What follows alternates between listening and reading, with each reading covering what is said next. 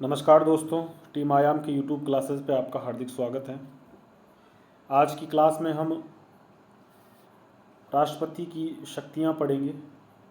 तो ये क्लास हमने राष्ट्रपति से शुरू की थी। पिछली क्लास में हमने भारत के राष्ट्रपति के संबंध में पढ़ना शुरू किया, उसका चुनाव कैसे होता है, उसको हटाने की प्रक्रिया, मतलब राष्ट्रपति को चुनने की और राष्ट्रपति को हटाने की दोनों प्रक्रियाएं हमने समझ ली। अब अगली क्लास में हम राष्ट्रपति की पावर्स पढ़ते हैं, राष्ट्रपति की शक्तियां क्या है उनको पढ़ते हैं। थोड़ी सी बात उससे पहले कर लेते हैं कि राष्ट्रपति अपने पद से कैसे हटता है, वो सब हमने देखा। अब हम देख लेते हैं कि राष्ट्रपति के बारे में एक दो बातें और है, जो छोटी छोटी बातें हैं उसके कार्यकाल के पूरे होने के संबंध में। ठीक है, तो राष्ट्रपति का कार्यकाल पूरा होने से पहले उसे अगले राष्ट्रपति का निर्वाचन कर दिया जाना चाहिए। ठीक है, तो ये एक साधारण सी बात है, मतलब जो राष्ट्रपति अभी है उसका कार्यकाल पूरा होने से पहले पहले अगले राष्ट्रपति का चुनाव हो जाना चाहिए।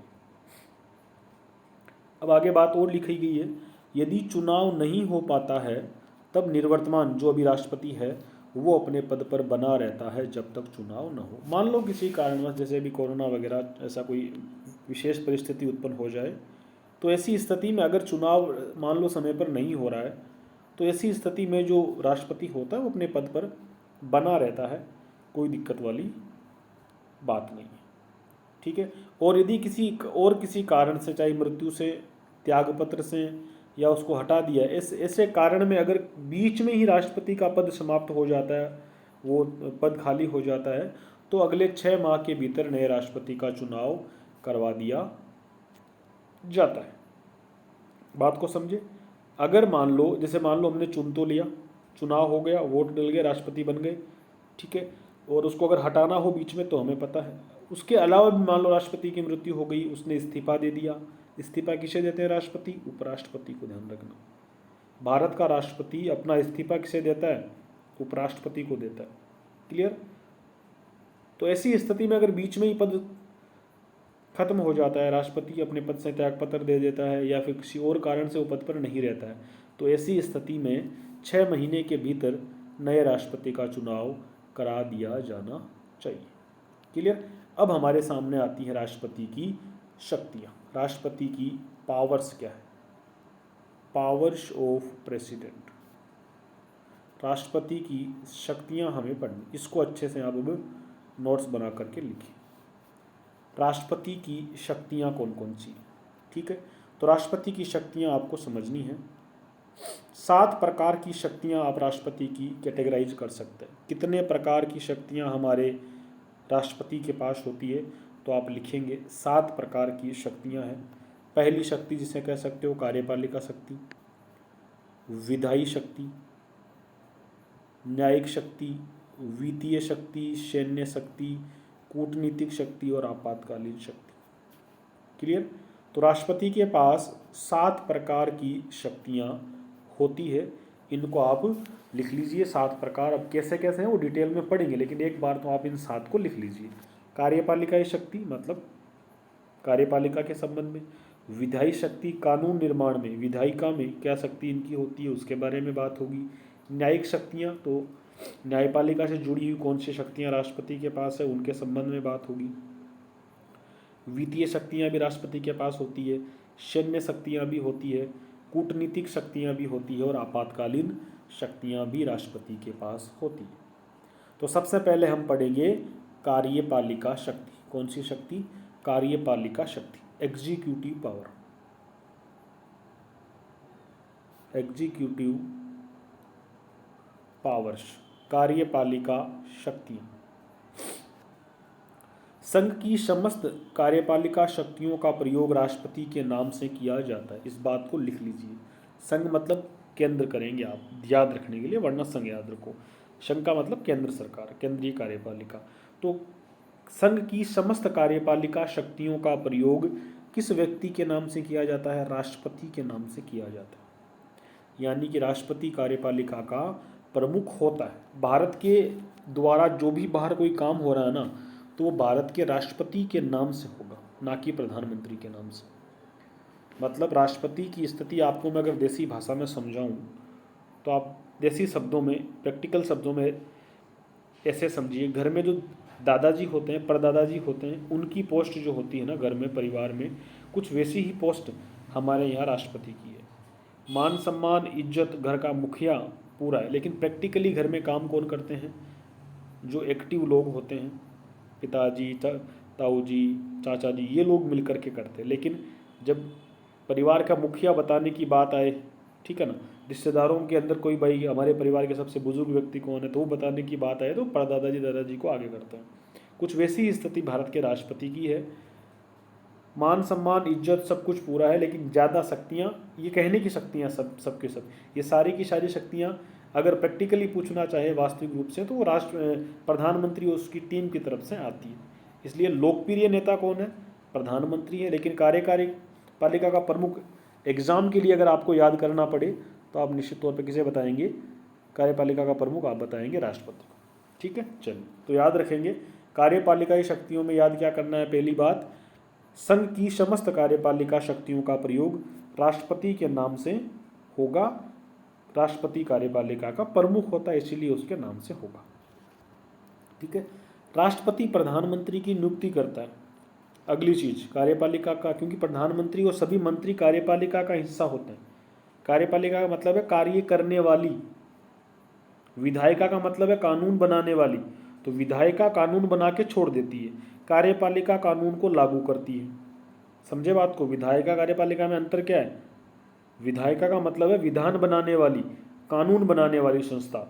तो विधायिका हमारी संसद है, संसद कानून बनाकर छोड़ देगी, उसके बाद वो उस पर ध्यान नहीं देगी। लेकिन कार्यपालिका जो हमारे मंत्री है और मंत्री समूह है, प्रत्येक मंत्री अपने अपने हिस्से में जो काम आया है, जिस विभाग का मंत्री है, वो उससे संबंधित कामों को देखता है। और उन सब मंत्रियों का मुखिया कौन होता है?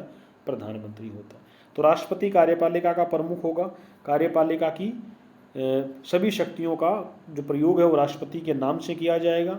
अगला जो पावर इसी कार्यपालिका की शक्ति में है, राष्ट्रपति प्रधानमंत्री की नियुक्ति करता है तथा उस प्रधानमंत्री की सलाह से अन्य मंत्रियों की नियुक्ति करता है। तो पीएम की नियुक्ति कौन करता है? राष्ट्रपति। मंत्रियों की नियुक्ति कौन करता है? राष्ट्रपति। कंफ्यूज मत होना, ध्यान रखना। पीएम की नियुक्ति भी कौन करेगा? राष्ट्रपति करेगा। और बाकी जो मंत्री है ना हमारे, उनकी नियुक्ति भी कौन करेगा?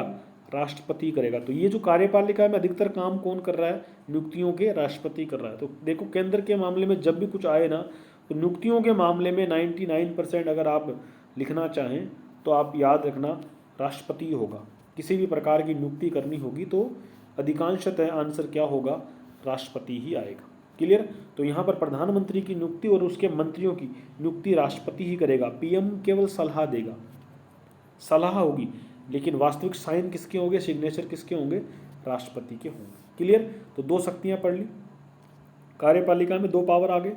अगला, मंत्री राष्ट्रपति के प्रसाद पर्यंत अपने पद पर रहता है। ये किसी को हजम नहीं होता है ये लाइन। प्रैक्टिकली अगर किसी से कहे कि भाई भारत में अगर किसी को मंत्री रहना है तो मोदी जी के इशारे पर रहेगा, राष्ट्रपति का क्या रोल है?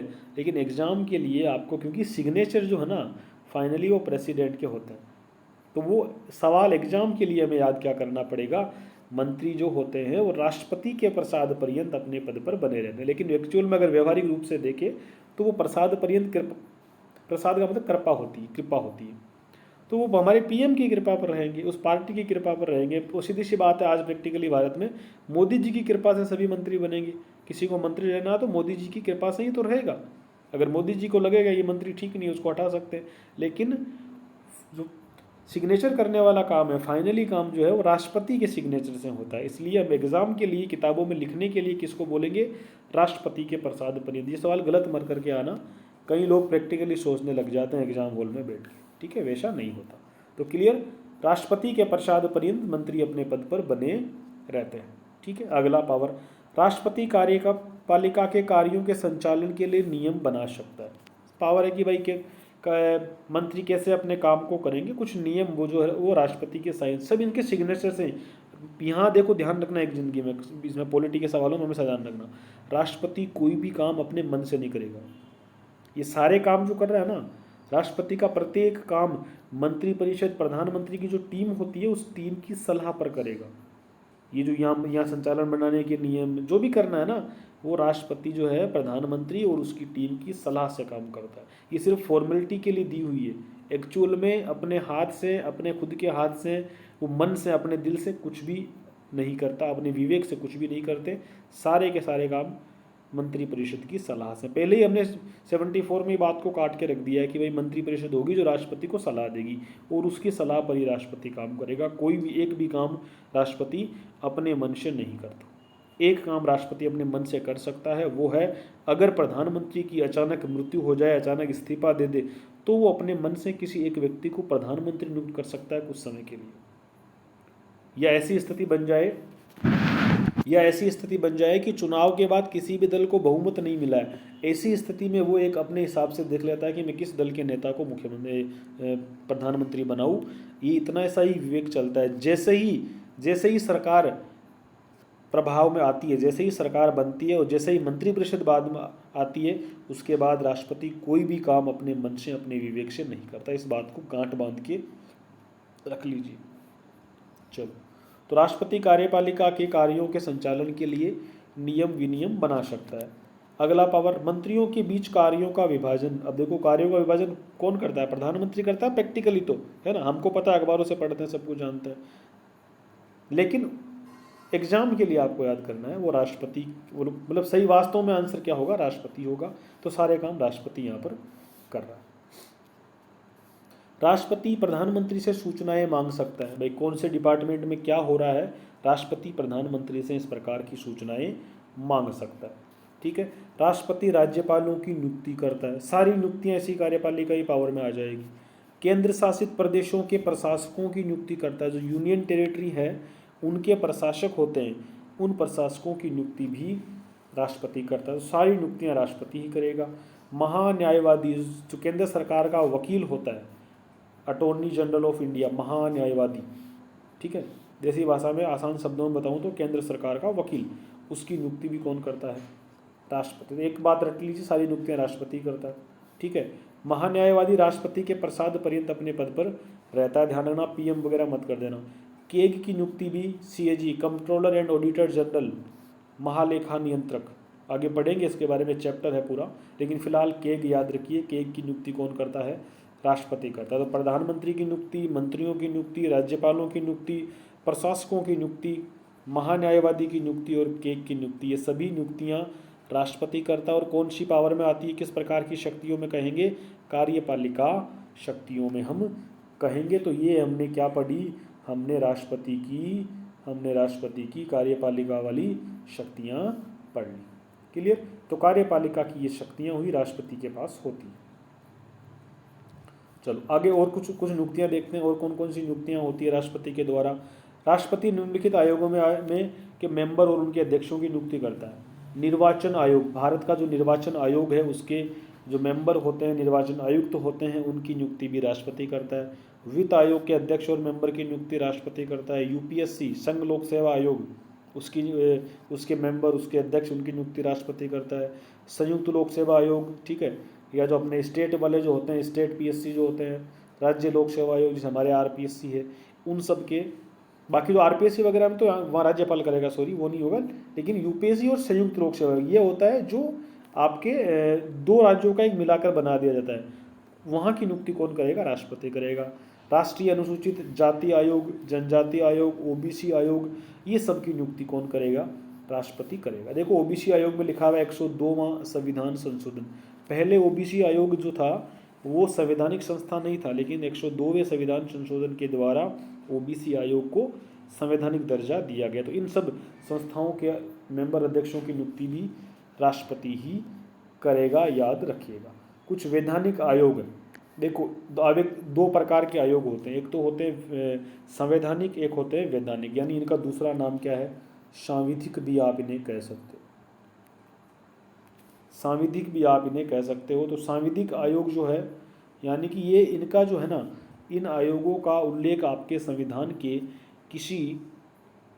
किसी अनुच्छेद में नहीं होता, और जिसके नाम में संवैधानिक लगा हुआ है वो आप ऑटोमेटिक मानो कि वो किसी न किसी अनुच्छेद में उल्लेख है। तो ध्यान रखना, थोड़ा यहाँ से भी सवाल आ सकता है। संवैधानिक आयोग का मतलब है संविधान में उसका आर्टिकल है। निर्वाचन आयोग हो गया, यूपीएससी हो गया, केग हो गया, महान्यायवादी हो गया, है ना, इन सब का जो संविधान में उल्लेख है। लेकिन मानवाधिकार आयोग कैसा आयोग है? ये संवैधानिक आयोग नहीं है, ये सिर्फ वैधानिक आयोग है, या फिर आप दूसरा नाम क्या ले सकते हो, सांविधिक आयोग। इसको संसद ने एक अलग कानून बना करके लेकर के आए, संविधान में इसका कोई आर्टिकल नहीं है।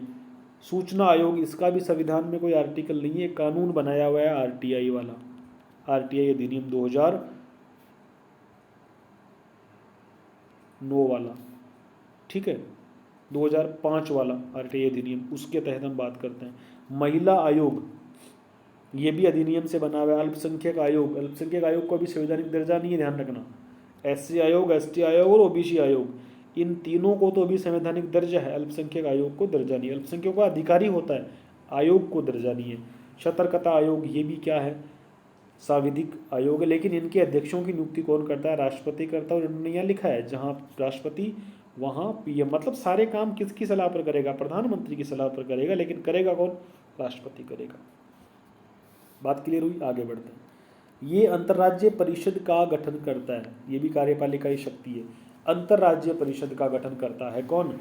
राष्ट्रपति अंतर्राज्यीय परिषद का भी गठन करता है। राष्ट्रपति अंतर्राज्यीय परिषद का भी गठन करता है, याद रखिए। कुछ राज्यों के बीच में परिषद बनती है ताकि देश में राष्ट्रीय एकता की भावना बनी रहे, सभी मुख्यमंत्री आपस में मिलकर के काम करें, इसलिए अंतर्राज्यीय परिषदें बनाई जाती है। आपके सिलेबस में शायद नहीं है तो मत करना, सिर्फ यहाँ पर नाम याद करना है कि भाई ये जो है ऐसी पावर राष्ट्रपति के पास बनी हुई।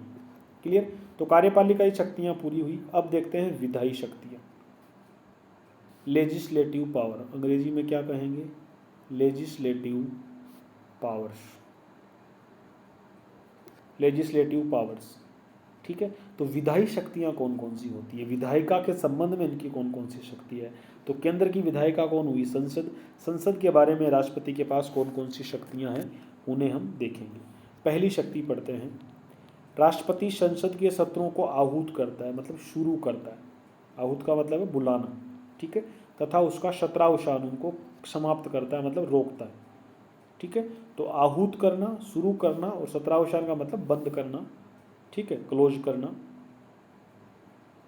तो ये राष्ट्रपति के पास पावर हुई, वो संसद के सत्र को आहूत करता है और शत्रावसान करना है। लोकसभा अध्यक्ष मत कर देना, ध्यान रखना, लोकसभा अध्यक्ष बीच में रोकता है, ठीक है। राष्ट्रपति संसद के सत्रों को, सत्र मतलब संसद की मीटिंग को, ठीक है, हाउस की जब मीटिंग होती है ना, लोकसभा में मीटिंग होती है, राज्यसभा में मीटिंग होती है, आपने देखा होगा ना, शीतकालीन सत्र है, मानसून सत्र है, वो वाले सत्रों की आहूत करने का काम और शत्रावसान करने का काम कौन करता है? किसके साइन से होता है, किसके हस्ताक्षर से होता है? राष्ट्रपति के हस्ताक्षर से होता है।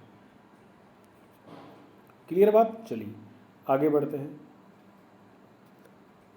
राष्ट्रपति लोकसभा को भंग कर सकता है, राष्ट्रपति लोकसभा को भंग कर सकता है। भंग करने का मतलब है समाप्त, उस दिन, उस साल की जो एक बार के लिए पूरी लोकसभा को ये भंग कर सकता है। तो ये भंग करने का पावर भी लोकसभा अध्यक्ष के पास नहीं है, किसके पास है? राष्ट्रपति के पास, ठीक है। राष्ट्रपति दोनों सदनों की संयुक्त बैठक बुलाता है। भाई नाम ही संयुक्त बैठक है, इसका मतलब क्या है? दोनों, राज्यसभा और लोकसभा दोनों की एक साथ बैठक होगी, उस बैठक को हम कहेंगे संयुक्त बैठक। तो बुलाने का काम कौन करता है? राष्ट्रपति। अध्यक्षता कौन करेगा? इनको हल्का सा लिख लो एक जगह, ये जान आप लिख रहे हो ना, उसके पास में लिख लो, राष्ट्रपति दोनों सदनों की संयुक्त बैठक बुलाता है। बिल्कुल ठीक है। तो बुलाने का काम कौन कर रहा है? राष्ट्रपति कर रहा है। लेकिन उस मीटिंग की अध्यक्षता कौन करेगा? याद करना, लोकसभा अध्यक्ष। लोकसभा अध्यक्ष या लोकसभा का स्पीकर, अध्यक्ष को ही स्पीकर बोलते हैं, अंग्रेजी में स्पीकर कह देंगे, हिंदी में हम उसको लोकसभा का अध्यक्ष कहेंगे। अभी कौन है? ओम बिड़ला साहब, कोटा से हमारे सांसद है ओम बिड़ला साहब, जो अभी लोकसभा के अध्यक्ष बने हुए हैं। क्लियर बात? चलिए विधायिका की शक्तियां पढ़ रहे हैं हम, ठीक है।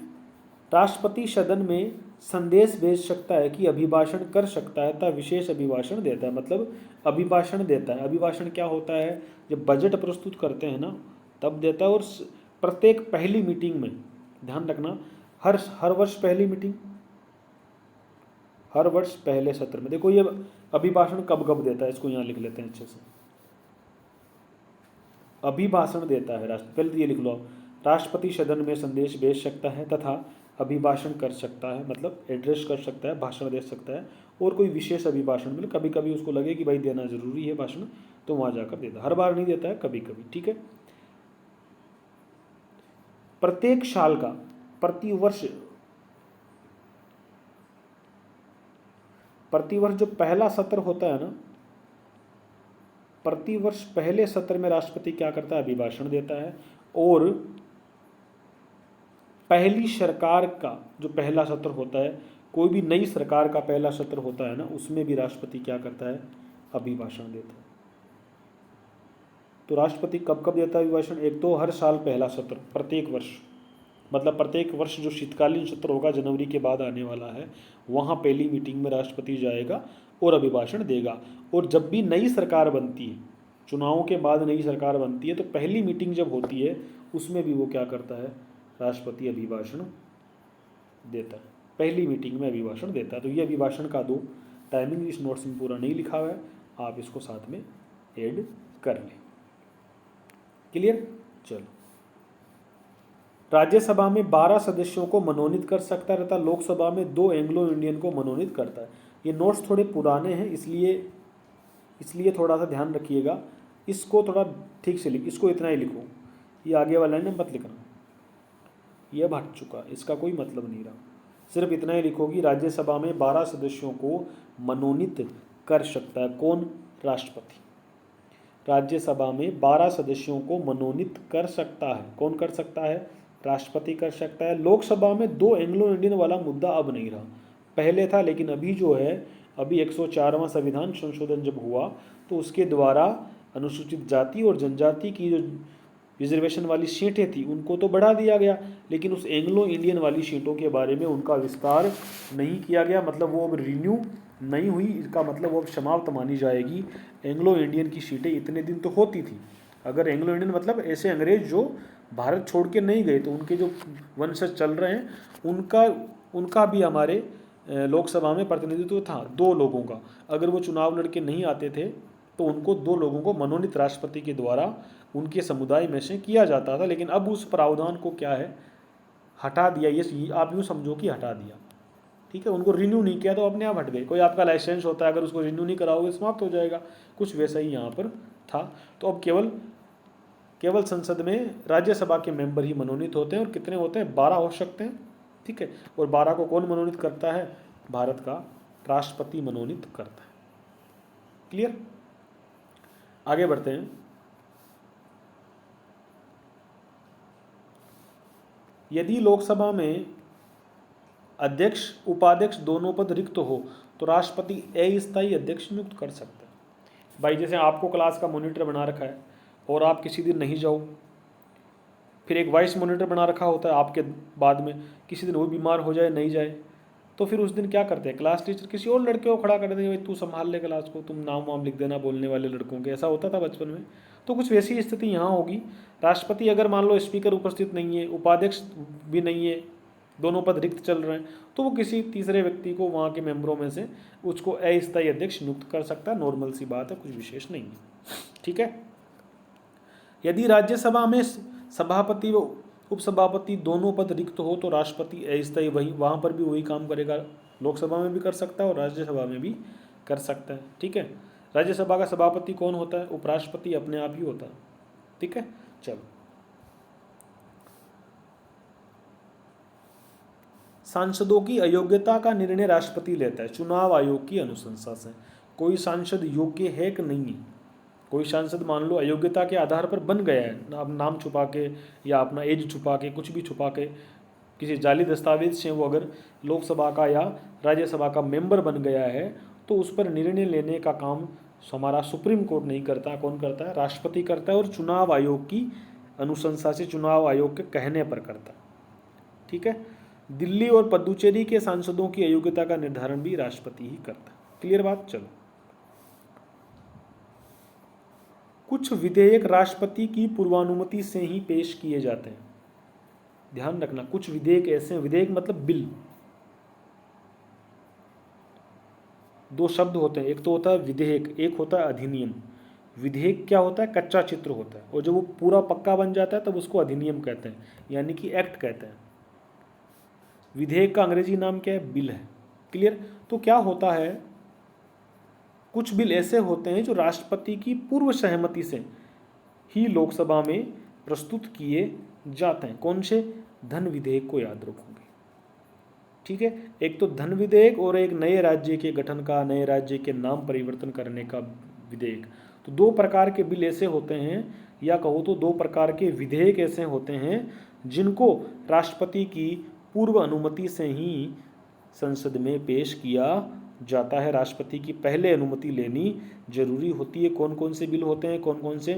तो धन विधेयक और नए राज्य के गठन का विधेयक। धन विधेयक और नए राज्य के गठन का विधेयक दो ऐसे विधेयक हैं जिनको लोकसभा में यानी संसद में प्रस्तुत करने से पहले, ठीक है, संसद में प्रस्तुत करने से पहले राष्ट्रपति की पूर्व अनुमति लेना आवश्यक है। हमने संविधान संशोधनों वाले विधेयकों में पढ़ा था कि जरूरत नहीं है, लेकिन यहाँ धन विधेयक में जरूरत होती है, याद रखिएगा।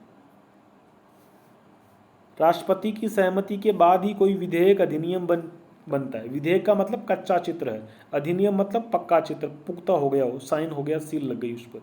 तो कोई भी विधेयक जो होता है वो राष्ट्रपति के सिग्नेचर होने के बाद ही क्या बनता है, अधिनियम बनता है, जिसको हम अंग्रेजी में क्या कहते हैं, एक्ट कहते हैं, ठीक है। तो राष्ट्रपति के साइन जब तक नहीं होते वो पक्का नहीं बनता, कच्चा ही रहता है, ठीक है। जैसे ही राष्ट्रपति के साइन होते हैं पक्का बन जाता है, मतलब परमानेंट बन जाता है, पुख्ता बन जाता है, और पुख्ता बनने को, परमानेंट बनने को हम अधिनियम कहेंगे, ठीक है।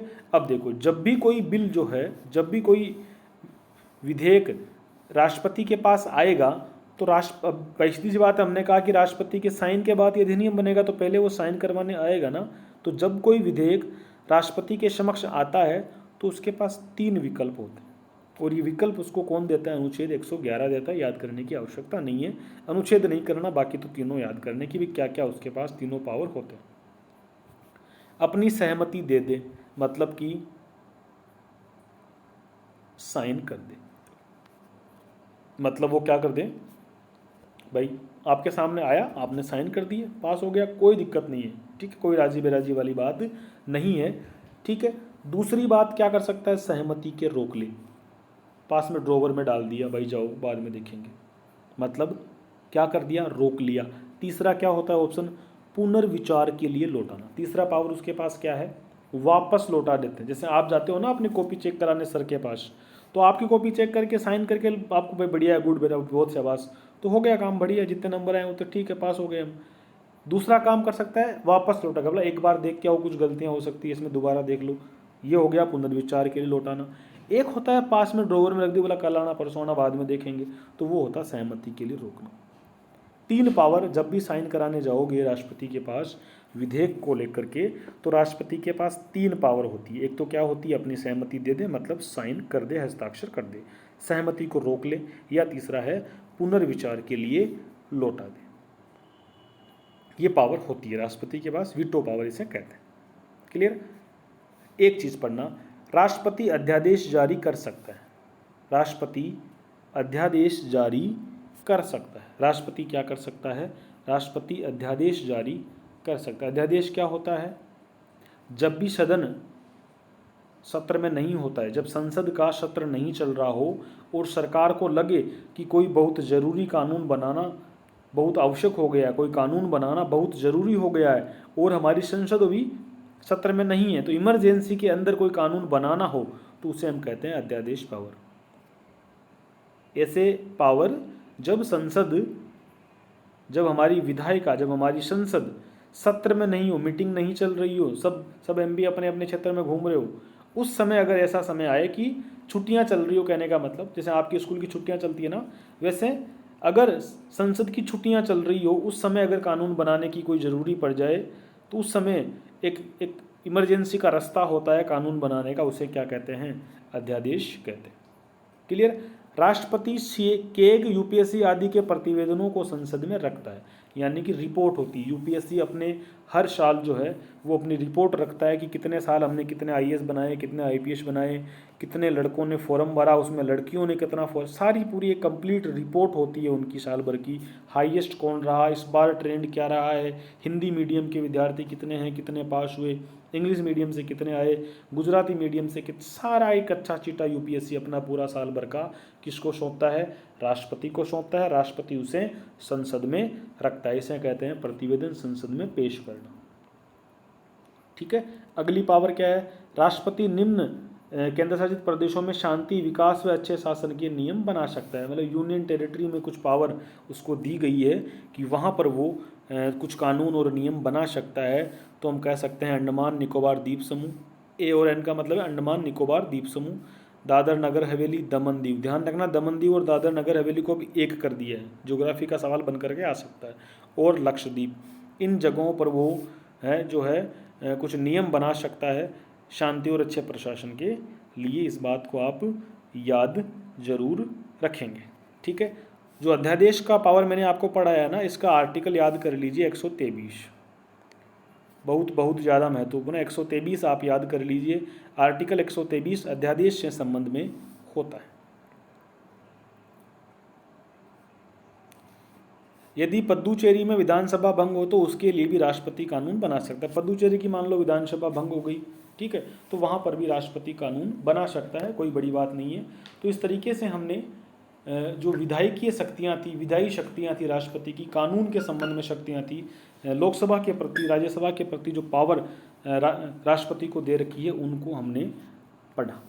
ठीक है। यहाँ से एक बार वापस आप रिकॉल कर सकते हैं कि राष्ट्रपति की ये शक्तियाँ कौन सी है, ये राष्ट्रपति की शक्तियाँ कौन सी है, विधायी शक्तियाँ हैं। संसद के दोनों सत्रों को आहूत करना, उसका सत्रावसान करना, लोकसभा को भंग कर सकता है, दोनों सदनों की संयुक्त बैठक बुलाता है। ध्यान रखना, संयुक्त बैठक की अध्यक्षता कौन करेगा, लोकसभा अध्यक्ष करेगा, मतलब लोकसभा का स्पीकर करेगा। दोनों सदनों को संदेश भेज सकता है, वहाँ अभिभाषण दे सकता है। ठीक है। 12 सदस्यों को राज्यसभा में मनोनीत करेगा। लोकसभा उपाध्यक्ष के दोनों पद रिक्त हो तो एक तीसरे व्यक्ति को उसका अस्थायी रूप से अध्यक्ष बना सकता है। यही काम राज्यसभा में भी कर सकता है। ठीक है। ये कुछ काम है।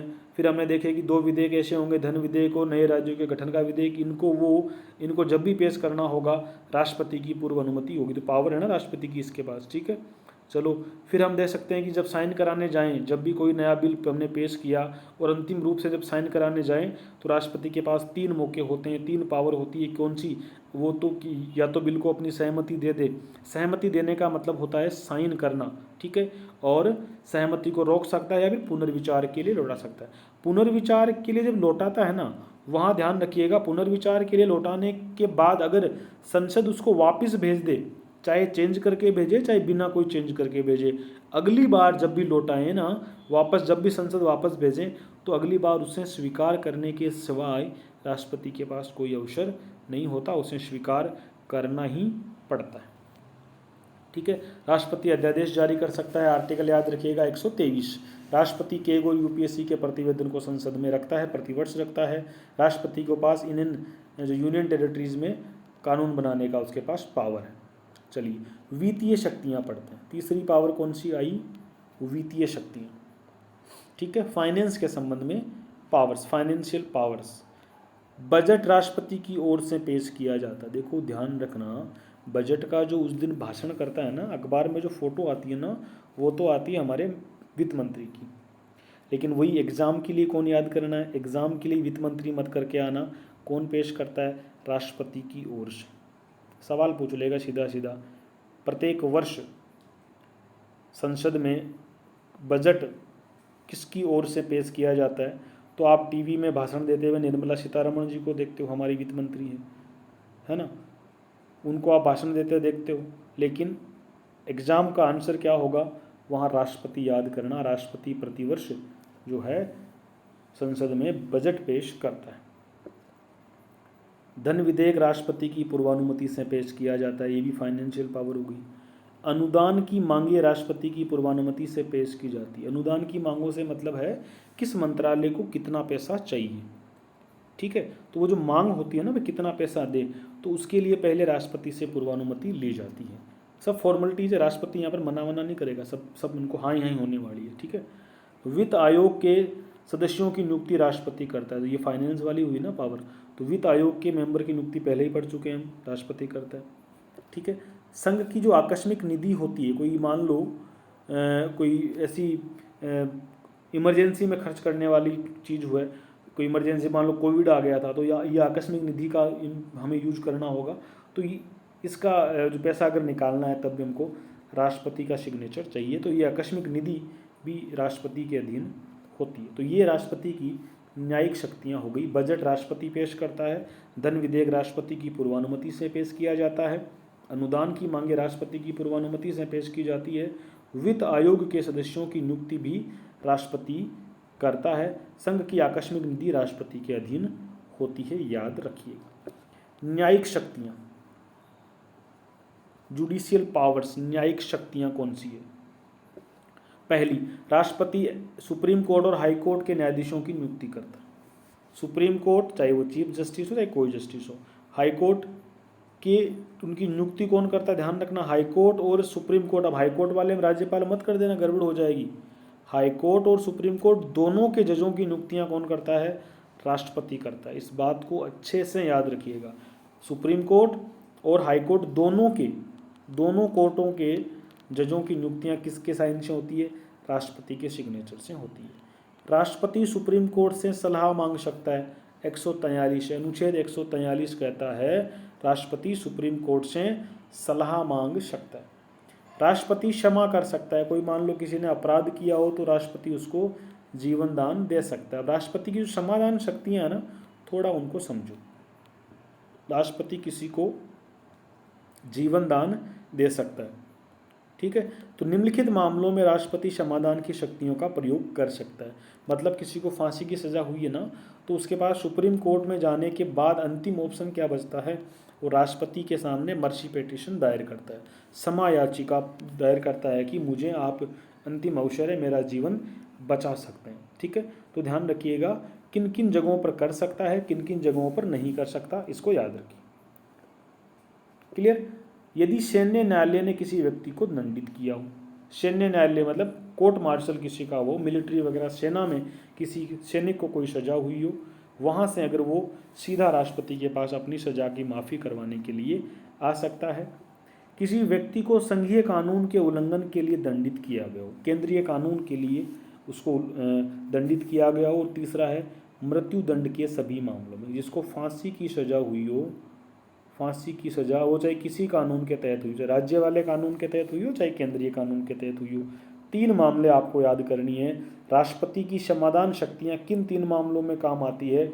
एक तो सैन्य कानून के उल्लंघन में दंडित किया हो, दूसरी संघीय कानून के उल्लंघन में दंडित किया, और तीसरी क्या है? मृत्यु दंड के मामलों में इसको फांसी की सजा हुई हो।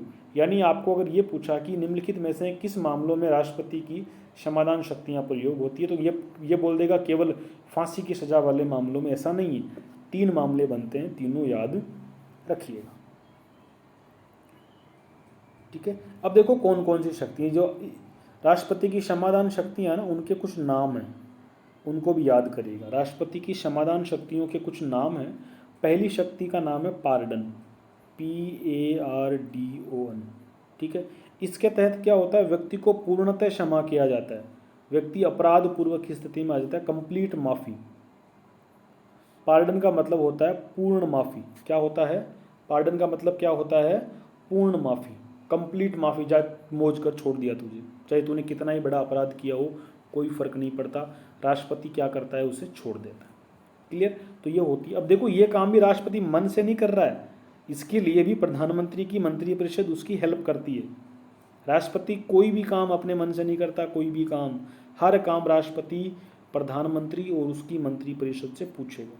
अगर आज की तारीख में किसी को फांसी की सज़ा हो रही है ना, तो हमारे कोविंद साहब को लगे कि हाँ इस बच्चे को छोड़ देते हैं, नहीं छोड़ सकते हैं। ऐसा प्रधानमंत्री की टीम अगर कहें, प्रधानमंत्री जी कहें कि इस व्यक्ति को छोड़ दो फांसी की सजा वाले को, तब छोड़ सकते हैं। क्लियर? तो पार्डन पावर जो है ये क्या है? एक प्रकार का हो गया, ठीक है। चलो, सजा के कारण आई अयोग्यताएं भी समाप्त हो जाती है, मतलब पूरी तरह माफ है। ऐसा हो कि तूने अपराध किया ही नहीं, बस ये होता है। कम्युनेशन, लघुकरण, दूसरा यानी उसकी जो इसकी जो ये जो शक्तियाँ इन्हीं के प्रकार हैं। ठीक है, पहले का क्या प्रकार था? क्षमा, कंप्लीट माफ। लघुकरण, लघुकरण में क्या कहते हैं? सजा की प्रकृति को बदल दिया जाता है। ध्यान रखना, प्रकृति, लघुकरण में क्या होता है? सजा की प्रकृति को बदला जाता है। सजा की प्रकृति को बदल दिया, अवधि नहीं बदलते। कठोर कारावास है ना, कठोर कारावास को किस में बदल दिया? साधारण कारावास में। मृत्युदंड की प्रकृति को किस में बदल दिया? आजीवन कारावास में। टाइम कम नहीं कर रहे हैं। क्लियर? प्रकृति बदल दी, कठोर कारावास को साधारण कारावास में, मृत्युदंड को आजीवन कारावास में बदल दिया। तो ये सब क्या है? ये है राष्ट्रपति की लघुकरण की शक्ति। तो पहली शक्ति कौन सी थी? पार्डन शक्ति थी, जिसको पूर्ण माफी कहते हैं। इसमें कंप्लीट माफ करते हैं, कोई टेंशन नहीं है। दूसरी शक्ति होती है कम्यूटेशन, जिसे हिंदी में कहेंगे लघुकरण। इसका मतलब क्या होता है? सजा की प्रकृति को लघु कर देना, उसको कम कर देना, आसान कर देना। तो मृत्युदंड भयंकर है ना, तो मृत्युदंड का नेचर क्या? कठोर है ना, उसको हमने क्या कर दिया? आजीवन कारावास में। चल भाई ठीक है, जेल में बैठा रहे, जीवन तेरा नहीं लेंगे, तू नेचुरल डेथ मरेगा। ठीक है, या कठोर कारावास को साधारण कारावास में बदल देते हैं। मतलब सजा की प्रकृति को क्या कर दिया? लघु कर दिया, जिसे हम कहते हैं लघुकरण। अगली पावर रेमिशन, परिहार। परिहार का मतलब ही कम करना होता है, लेकिन इसमें क्या करते हैं?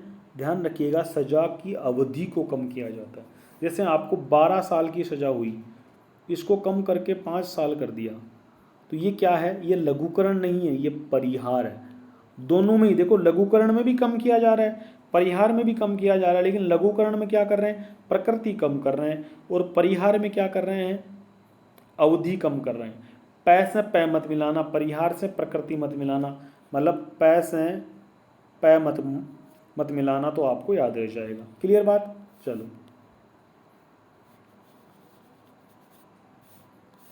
आगे बढ़ते हैं। जैसे 4 साल की सजा को 2 साल में बदल दी। क्लियर? चलो, रेस्पाइट, इसका मतलब होता है विराम। रेस्पाइट का मतलब होता है विराम कर देना। सजा की अवधि को भी कम किया जाता है प्रकृति के साथ साथ। मतलब सजा को जो है ना, थोड़ा सा कुछ समय के लिए, कुछ विशेष परिस्थिति में। विराम का मतलब क्या है? विशेष परिस्थिति में। शारीरिक रूप से कोई विकलांग व्यक्ति हो गया, दिव्यांग हो गया, गर्भवती महिला है, तो ऐसी कोई विशेष परिस्थिति होती है, उसके तहत सजा को कम कर देते हैं। फिर वो चाहे अवधि कम करो, चाहे प्रकृति, मतलब विराम में दोनों ही कर सकता है। लेकिन आम नागरिक वाले यहाँ पर बात नहीं होगी, विशेष परिस्थिति होनी चाहिए। मतलब कोई व्यक्ति दिव्यांग हो गया या महिला है गर्भवती, उसकी उस स्थिति में हम इसको विशेष परिस्थिति में प्रयोग किया जाता है। किसका? विराम का। मतलब सभी में सजा कम ही करनी है ना, लेकिन अलग अलग टेक्निकलिटीज थोड़ी सी याद रखनी है। लघुकरण में प्रकृति कम कर रहे थे, परिहार में टाइम कम कर रहे थे, अवधि कम कर रहे थे, और विराम में क्या कर रहे हैं? अवधि टाइम कुछ भी कम कर सकते, लेकिन विशेष परिस्थिति, वी से ध्यान कर लेना, विशेष परिस्थिति में सजा कम करना क्या कहलाता है? विराम कहलाता है। ठीक है। रेप्राइव, विलंब, प्रविलंब। प्रविलंब का मतलब क्या होता है? निलंबित करना। राष्ट्रपति सजा को कार्य रूप देने पर अस्थायी रोक लगा सकता है कुछ समय के लिए।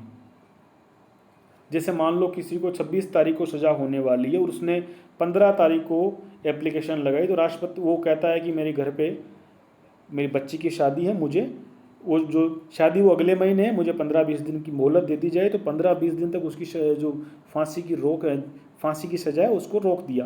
कहने का मतलब बोला कि भाई इसको अपनी बच्ची की शादी देखने दो, फिर उसको सजा दे देना। तो वो क्या होती है? प्रविलंब होता है, निलंबित करना, कुछ समय के लिए अस्थायी रूप से रोक देना, इसे कहते हैं प्रविलंब। तो ये सब आप लिख लीजिएगा, यहाँ से सवाल बन सकता। क्लियर हुई बात? तो ये हुई अपनी राष्ट्रपति की शक्तियाँ। ऐसी कुछ शक्तियाँ राज्यपाल के पास भी है, ऐसी कुछ शक्तियाँ राज्यपाल के पास भी है। राज्यपाल के पास कौन कौन सी? देखो, अब जब राज्यपाल पढ़ेंगे वहाँ भी देखेंगे, लेकिन यहाँ आ गया तो सीधे सीधे पढ़ लेते हैं। राज्यपाल किसी व्यक्ति को राज्य कानून के उल्लंघन के लिए दंडित किया गया होना, उससे उसकी सजा माफ़ कर सकता है। ठीक है। मृत्युदंड के मामले में राज्यपाल क्षमा नहीं कर सकता, लेकिन उसमें लघुकरण, प्रविलंब आदि कर सकता है। मान लो किसी को फांसी की सजा हो चुकी है, तब राज्यपाल उसको माफ़ नहीं करेगा, कंप्लीट माफ़ नहीं कर सकता। कंप्लीट माफ़ करने का काम किसके पास है? और वो भी मृत्युदंड वाले मामले में फांसी की सज़ा जिसको हो रखी है उसको कंप्लीट माफ़ करने का काम किसका है? राष्ट्रपति का। लेकिन यहाँ राज्यपाल क्या कर सकता है? उसकी सज़ा को कम कर सकता है। जिसको फांसी की सज़ा हाई कोर्ट ने दे दी हो, सुप्रीम कोर्ट ने दे दी हो, वो अपने राज्य के राज्यपाल के पास जा सकता है और सज़ा को कम करवा सकता है, लघुकरण करा सकता है, पर अविलंब जरूर करा सकता है। क्लियर? इतना सा याद रखिए। इसमें कुछ दिक्कत नहीं है, इतना नहीं आएगा, इसको छोड़ सकते हैं आप। राष्ट्रपति की सैन्य शक्तियाँ, समाधान शक्तियाँ समझ में आई? लिखिए आपने, अच्छे से याद करिएगा, यहाँ से सवाल बन सकता है। राष्ट्रपति की सैन्य शक्तियाँ, राष्ट्रपति तीनों सेनाओं का प्रमुख होता है। राष्ट्रपति तीनों सेनाओं का प्रमुख होता है, नेवी, एयरफोर्स और थल सेना, मिलिट्री, इन तीनों सेनाओं का ये जो है प्रमुख होता है, मुखिया होता है। राष्ट्रपति युद्ध की घोषणा करता है अर्थात युद्ध विराम करता है। किसी देश से हमारा युद्ध हो रहा है ना, तो घोषणा कौन करता है कि देश ने युद्ध प्रारंभ कर दिया? राष्ट्रपति करता है। और युद्ध विराम की घोषणा भी कौन करता है? राष्ट्रपति करता है। तीनों सेनाओं का अध्यक्ष होता है। ठीक है। राष्ट्रपति की कूटनीतिक शक्तियाँ, अन्य देशों के साथ सभी संधियाँ, समझौते ये राष्ट्रपति के नाम से किए जाते हैं। जैसे अभी हमारे प्रधानमंत्री अमेरिका जाकर के आए, अगर वहाँ से कोई समझौता करेंगे ना, तो वहाँ पर लेटर पैड पे नाम किसका होगा? भारत के राष्ट्रपति के नाम से वो करेंगे। बाकायदा बातचीत प्रधानमंत्री कर सकते हैं, हमारे विदेश मंत्री कर सकते हैं, लेकिन किसके नाम से करेंगे? ठीक है, जो प्लेट होगा, पेपर होगा, उस पर नाम किसका होगा? राष्ट्रपति का होगा। तो अन्य देशों के साथ सभी संधि, समझौते जो है राष्ट्रपति के नाम से किए जाएंगे।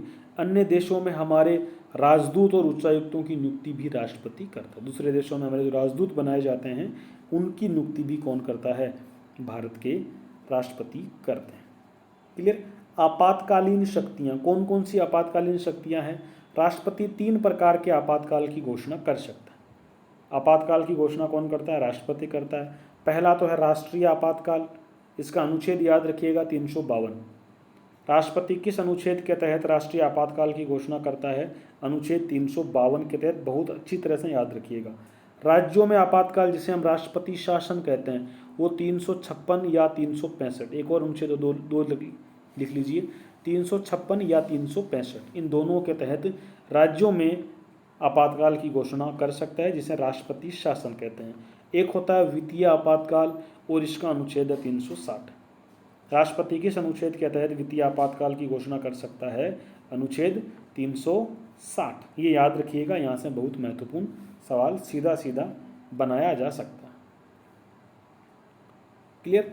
राष्ट्रपति की देखो पूरी शक्तियाँ हो गई, लेकिन वीटो शक्तियाँ क्या होती है? जो आप वहाँ साइन कराने गए थे ना राष्ट्रपति के पास, अधिनियम पर साइन कराने गए थे ना, वही पावर को वीटो पावर कहते हैं। वो वहाँ थोड़ा कम लिखा, यहाँ हम इसको एक अलग चैप्टर के अलग टॉपिक के रूप में पढ़ सकते हैं। राष्ट्रपति की वीटो शक्तियाँ, एक को बोलते हैं आत्यांतिक वीटो, जिसको एब्सोल्यूट वीटो कहते हैं। ठीक है, यदि राष्ट्रपति किसी विधेयक पर अपनी सहमति नहीं देता है तो अस्वीकार कर दे, साफ साफ मना कर दे। ठीक है, देखो इसमें क्या है, ये 2 स्थितियों में प्रयोग किया जाता है। एब्सोल्यूट वीटो है ना, ये 2 स्थितियों में प्रयोग किया जाता है। यदि कोई निजी विधेयक हो, निजी विधेयक का मतलब क्या हो गया भाई? कोई मंत्री लेकर के नहीं आया हो, एक सीधे मेंबर के द्वारा वो लाया गया हो, ऐसा विधेयक जो कोई मंत्री लेकर के, अगर मंत्री लेकर के आया है, मंत्री ने पेश किया, तब तो उसको कहेंगे सरकारी विधेयक। एक केवल किसी मेंबर के द्वारा, एक प्राइवेट मेंबर के द्वारा लाया जाता है। प्राइवेट मेंबर मतलब जो सिर्फ एमपी हो, मंत्री नहीं हो, मंत्री को कहते हैं सरकारी सदस्य। और निजी सदस्य मतलब जो प्राइवेट सदस्य, वो कौन होगा? एक साधारण एमपी। तो निजी विधेयक होगा, उसे वो अस्वीकार कर सकता है। और यदि मंत्री परिषद बदल जाए, भाई मान लो जैसे ही बिल लेकर के आए, उसके अगले दिन या उसी दिन क्या हो गई? मंत्री परिषद गिर गई, सरकार गिर गई, तो वहाँ फिर वो उसको अस्वीकार कर सकता है। 2 ही स्थितियाँ बनती है जहाँ राष्ट्रपति अत्यांतिक एब्सोल्यूट वीटो का प्रयोग करता है। ठीक है, अब तक 2 बार इस वीटो का प्रयोग किया गया है। अब तक इस अत्यांतिक वीटो का प्रयोग कितनी बार हुआ है? 2 बार हुआ है। 1954 में हुआ है डॉक्टर राजेंद्र प्रसाद के द्वारा, उन्होंने एक पेप्सू अधिनियम था, ठीक है, पेप्सू अधिनियम याद रखिए, उसको उन्होंने अस्वीकार कर दिया था। और दूसरा टाइम आया था आर वेंकट रमन के समय, सांसदों के वेतन भत्ते से संबंधित एक विधेयक था, उसको उन्होंने रोक दिया था। ठीक है, वो याद करिएगा। 2 बार अभी अत्यांतिक वीटो का प्रयोग किया गया है। एक वीटो होता है निलंबनकारी वीटो। निलंबनकारी क्या होता है? निलंबनकारी वीटो में क्या होता है, यदि राष्ट्रपति किसी विधेयक को पुनर्विचार के लिए लौटा दे तो उसे निलंबनकारी वीटो कहते हैं। हमने कहा था ना भाई 3 स्थितियां होती, पहली स्थिति में साइन कर दे तब तो कोई दिक्कत ही नहीं है भाई, इतना पढ़ने की जरूरत ही नहीं है। दूसरा स्थिति क्या थी, रोक ले, हमने देखा आत्यंतिक वाले में रोक लेता है। तीसरा मामला क्या है, निलंबनकारी, मतलब उसको वापस लौटा दे, तो कुछ समय के लिए वो क्या हो गया, निलंबित हो गया। ठीक है, यदि संसद उस विधेयक को पुनः पारित करती है तो राष्ट्रपति को फिर अगली बार अपनी सहमति देनी ही पड़ेगी, उसके पास कोई दूसरा ऑप्शन नहीं होगा। तो निलंबनकारी वीटो में कुछ समय के लिए वो उसे रोक सकता है। ठीक है, राष्ट्रपति केवल एक बार विधेयक को पुनर्विचार के लिए लौटा सकता है। मान लो आप साइन कराने गए, बोला कि वापस देख के आओ, एक बार वापस पढ़ के आओ, जब दूसरी बार वो पढ़कर वापस आ गया तब वापस नहीं लौटा सकता, तब उस पर उसको हस्ताक्षर करने जरूरी होते हैं। तब उसको पास में साइड में भी नहीं रखेगा, तब उसको उस पर हस्ताक्षर करने जरूरी होते हैं। क्लियर, इस बात को लिख लीजिए। अगला वीटो है पॉकेट वीटो। पॉकेट वीटो, इसको जे भी मत लिखो, पॉकेट वीटो ही लिखो आप अंग्रेजी में।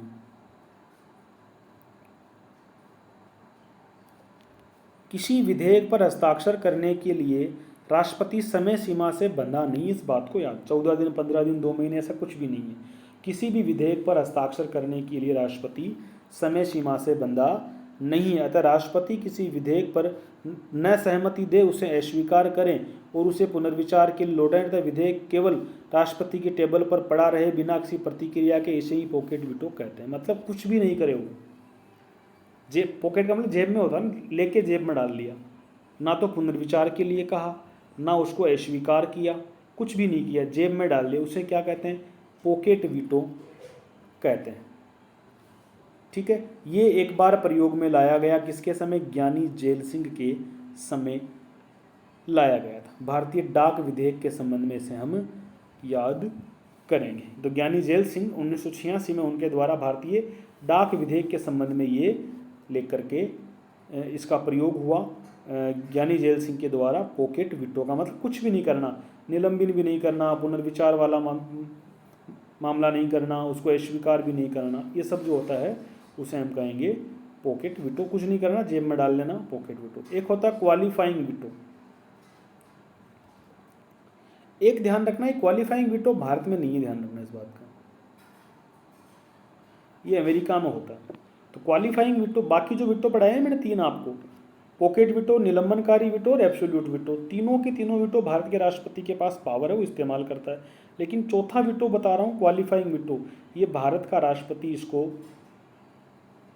भारत के रूप में जो है इसका प्रावधान नहीं है।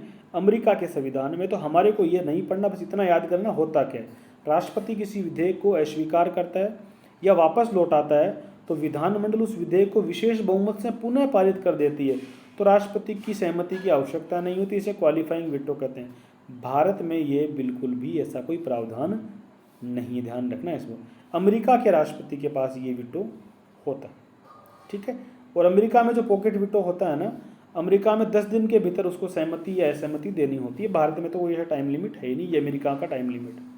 ठीक है, चलो अध्यादेश पावर जो हमने वहाँ छोड़ा था, वहाँ कम लिखा हुआ था ना, 123 अनुच्छेद में होता है अध्यादेश पावर, उसको समझते हैं। अध्यादेश वाली कुछ पावर ऐसी होती, विशेष पावर है। वीटो पावर आपने देखी ना, ये विशेष होगी तो हमने अच्छे से पढ़ा। अध्यादेश शक्तियाँ, विधायी शक्तियों में हमने पढ़ा था कानून बनाने की शक्ति, वहाँ आप थोड़ा इसको डिटेल में करते हैं। अनुच्छेद आपको याद करना है 123। यदि सरकार को तत्काल किसी कानून की आवश्यकता है तथा संसद के दोनों सदन सत्र में नहीं है, यदि सरकार को तत्काल किसी कानून की आवश्यकता है और संसद के दोनों सत्र जो है, दोनों सदन जो है वो सत्र में नहीं है, तो ऐसी स्थिति में राष्ट्रपति कानून बनाने के लिए अध्यादेश जारी कर सकता है। और अध्यादेश को अंग्रेजी में कहते हैं ऑर्डिनेंस। ठीक है, अध्यादेश एक अस्थायी कानून है, ये परमानेंट नहीं है। ये कैसा कानून है, अस्थायी कानून। ये संसदीय कानून की भांति ही बिल्कुल कानून के जैसे ही होता है, लेकिन कैसा है, अस्थायी प्रकृति का कानून है। सत्य असत्य कथनों के संबंध में सवाल बन करके आपके सामने आएगा। कि अध्यादेश एक प्रकार का अस्थायी कानून नहीं, हाँ सॉरी अस्थायी कानून है, लेकिन प्रकृति कैसी है, ये बिल्कुल संसदीय कानून की तरह ही होगा। मतलब कानून कैसा है, अस्थायी है, लेकिन होगा कैसा, एक नॉर्मल कानून की तरह ही ये भी लागू होगा। इसके द्वारा किसी संसदीय कानून में संशोधन किया जा सकता है या नया कानून लाया जा सकता है। इसका भूतलक्षी क्रियान्वयन किया जा सकता है, पिछली बैकडेट से भी इसको लाया जा सकता है। ठीक है, इससे संविधान संशोधन नहीं किया जा सकता। ध्यान रखना, अध्यादेश के द्वारा कोई भी कानून बना सकते हो, लेकिन संविधान के अंदर बदलाव नहीं कर सकते। दूसरा कानून लेकर के आ जाओ कोई, लेकिन संविधान में संशोधन अध्यादेश के द्वारा कभी नहीं किया जा सकता। ठीक है, यदि संसद के दोनों सत्र सदन में नहीं है तो अध्यादेश जारी किया जा सकता है। इसका मतलब मान लो एक है एक नहीं है, तब भी कर सकते हो। एक है एक नहीं है तो भी अध्यादेश, भाई दोनों होने जरूरी है ना भाई। नॉर्मल तरीके से तो हम कानून बनाते ही हैं। बात कब बिगड़ती है, जब एक कोई सदन छुट्टी पर चल रहा हो, ठीक है ना। नॉर्मल तरीका फॉलो नहीं हो सकता, जैसे बनाते आए हैं वैसा नहीं बन रहा है, उसी स्थिति में तो बनाएंगे अध्यादेश के जरिए। तो दोनों सदन नहीं हो तब बना सकते हैं, दोनों में से एक नहीं हो तब भी हम अध्यादेश जारी कर सकते हैं। ठीक है, तो यदि एक सदन सत्र में नहीं है तो दूसरा है या एक नहीं है तो भी अध्यादेश जारी कर सकता है। यदि दोनों सत्र में है तो अध्यादेश जारी नहीं किया जा सकता। दोनों सदन अगर चल रहे हैं उस समय आप अध्यादेश नहीं लेकर के आओगे। क्लियर। अध्यादेश के लागू रहने की अवधि, अब आप कहोगे देखो ये तो मनमर्जी हो गई, क्योंकि राष्ट्रपति तो प्रधानमंत्री की मानता है, प्रधानमंत्री और उसकी टीम की, और सच पूछो तो प्रधानमंत्री की मानता है प्रैक्टिकली बात करें तो राष्ट्रपति प्रधानमंत्री दोनों दोस्त हो गए। इसका मतलब तो फिर राष्ट्रपति जी को प्रधानमंत्री जी ने जो कहा वो कभी भी कुछ कर सकते हैं। जैसे ही छुट्टियां होती है कानून धड़ल्ले से पास करवा दो। तो वो कितने समय तक रहेगा इस तरह का बनाया हुआ कानून, अस्थायी होता है ना, कुछ समय के लिए रहेगा, लेकिन कुछ समय तक रहेगा तो कानून की तरह, लेकिन कितने समय तक रहेगा इसके बारे में बात की गई है। संसद के दोनों सदनों के सत्र आरंभ होने के बाद 6 सप्ताह तक अध्यादेश लागू रहता है, उसके बाद स्वतः समाप्त हो जाता है।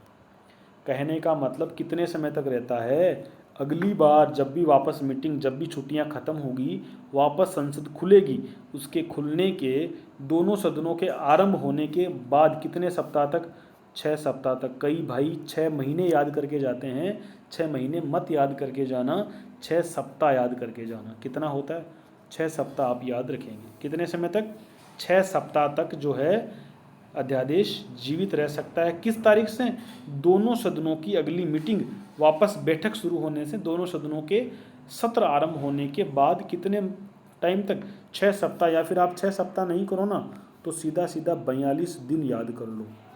ठीक है, 42 दिन दिमाग में रखो, फिर उसको सप्ताह में कन्वर्ट कर लेना। 6 महीने मत कर लेना, गलत हो जाएगा। जल्दबाजी में पहला ही ऑप्शन 6 महीने लिखा होगा, अध्यादेश की अवधि होती है, ठीक है ना। सत्र आरंभ होने के 6 महीने तक, सत्र आरंभ होने के 6 सप्ताह तक ऐसे लिखा होगा। 6 सप्ताह याद करना, 6 महीने मत याद करना, गलत हो जाएगा। ठीक है, चलो आगे चलते हैं। लागू रहने के दौरान जो काम किए गए थे ना, वो काम वैधानिक माने जाते हैं।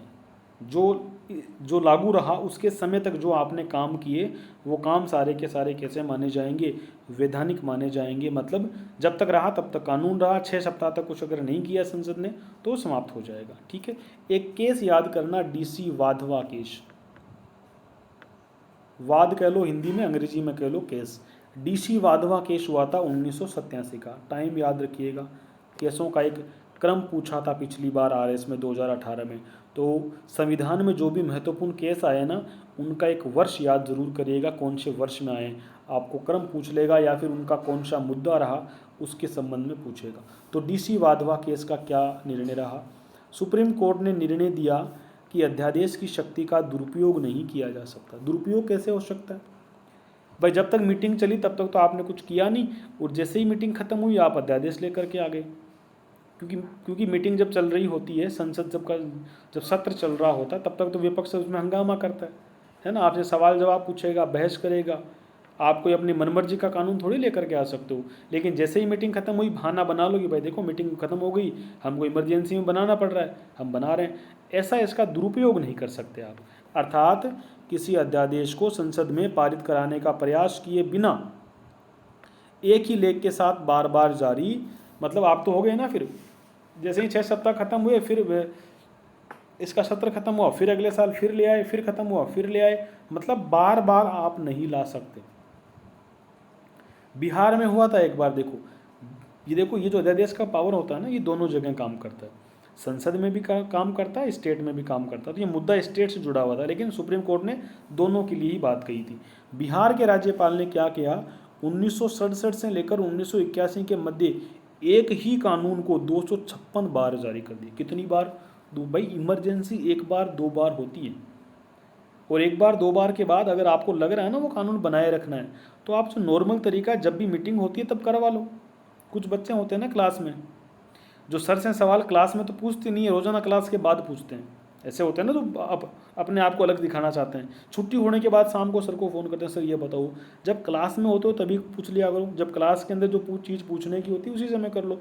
तो यही वही बात होगी, जब करवाना था कोई कानून पास उस समय तो करवाते नहीं हो, जब भी छुट्टियां होती है तब करवा लेते हो। इसका मतलब कोर्ट ने यह कहा था कि ये जो बार बार ऐसा कर रहे हो नहीं चलेगा।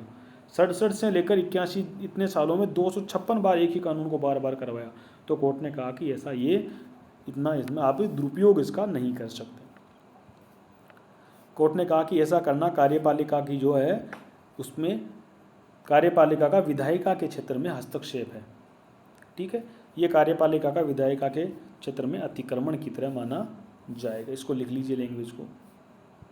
अध्यादेश की शक्ति जो है ना असीमित नहीं है, ऐसा नहीं कि आपको जो मन में आए वैसा कर सकती हो। ये अस्थायी होता है, क्योंकि दोनों सत्र के आरंभ होने के 6 सप्ताह बाद ये स्वतः ही समाप्त हो जाता है। जैसे ही अगली मीटिंग आई उसके 6 सप्ताह गिन लो, 6 सप्ताह के बाद वो समाप्त हो जाएगा। ठीक है, संसद इसे पहले भी समाप्त कर सकती है। मान लो बैठक हुई, पहली बैठक में हमने इसको समाप्त कर दिया तो भी कर सकती है, कोई मनाही नहीं है। क्लियर? जब इसे संसद के अनुमोदन के लिए रखा जाता है तो सरकार को इसे जारी करने के कारणों का स्पष्टीकरण देता है। जब पहली मीटिंग होती है ना वापस, तो वहाँ सरकार को बताना होता है कि देखो ऐसी मजबूरी आ गई थी, हमने इसलिए बनाया, वरना हम तो आपके पास ही आने वाले थे, जो तरीका होता है वही फॉलो करने वाले थे, लेकिन देखो बीच में छुट्टियों के समय ऐसी एक मजबूरी आई थी इसलिए हमने बनाया। तो कारण बताना पड़ता है वापस अगली मीटिंग के समय। ठीक है, ठीक है। इसके जारी करने के कारणों का न्यायिक पुनरावलोकन किया जा सकता है। अगर आपने बहुत ज़्यादा मनमर्जी कर ली ना तो कोई उसको लेकर के कोर्ट भी जा सकता है कि आप मनमर्जी नहीं कर सकते। ठीक है, पुनरावलोकन हो सकता है। न्यायालय ने माना कि इसका दुरुपयोग नहीं किया जाना चाहिए। जब इसका दुरुपयोग किया जाता है तो मीडिया सरकार पर नैतिक दबाव डाल सकता है। अभी हमारा मीडिया इसके लायक है नहीं भारत का, लेकिन ऐसा एक आदर्श अच्छे मीडिया जिस देश में है तो उम्मीद की जा सकती है कि अगले 5-10 साल बाद मीडिया सुधरे। लेकिन अभी फ़िलहाल हमारा मीडिया इतना गिर चुका है कि कोई इसकी सीमा नहीं है। बड़े दुखी मन से कहना पड़ता है, हमारा मीडिया पूरी तरह करप्ट है। 1-2 चैनल छोड़ दीजिए, सारे के सारे दलाल बने हुए हैं। ठीक है, फिर अपन उसमें क्या ही कर सकते हैं। हमारा काम तो अफसोस जाहिर करना ही रह गया। ठीक है, चलो ये कुछ चीज़ें बाद में पढ़ेंगे। अभी हमारी पावर्स कंप्लीट हुई है, अब इसका कैसे निर्वाचन वगैरह होता है वो सब चीज़ें अगले लेक्चर में देखेंगे। यहाँ तक हमने पावर ख़त्म कर ली, राष्ट्रपति की शक्तियों को हमने अच्छे से पढ़ लिया। बहुत अच्छे नोट्स हैं, इन चीज़ों को आप लगातार पढ़ते रहिए। यहाँ से अगर मेरी स्पीड ज़्यादा है तो थोड़ा इसको रोक करके पढ़ लिया करें। दोबारा 10 सेकंड का आपके पास पीछे करने का, आगे करने का ऑप्शन है। और अगर धीरे बोल रहा हूँ, आपको लग रहा है कि धीरे बोल रहा हूँ काफ़ी और काफ़ी समय खा रहा हूँ, तो आप उसको स्पीड को बढ़ा लें। प्लेबैक स्पीड होती है उसमें, उसको 1.5 गुना 1.25 कर लीजिए, 2 गुना कर लीजिए। तो ऐसा करके आप इसको एडजस्ट कर सकते हैं। अगली क्लास में मिलते हैं, इसी राष्ट्रपति के चैप्टर को आगे बढ़ाएंगे।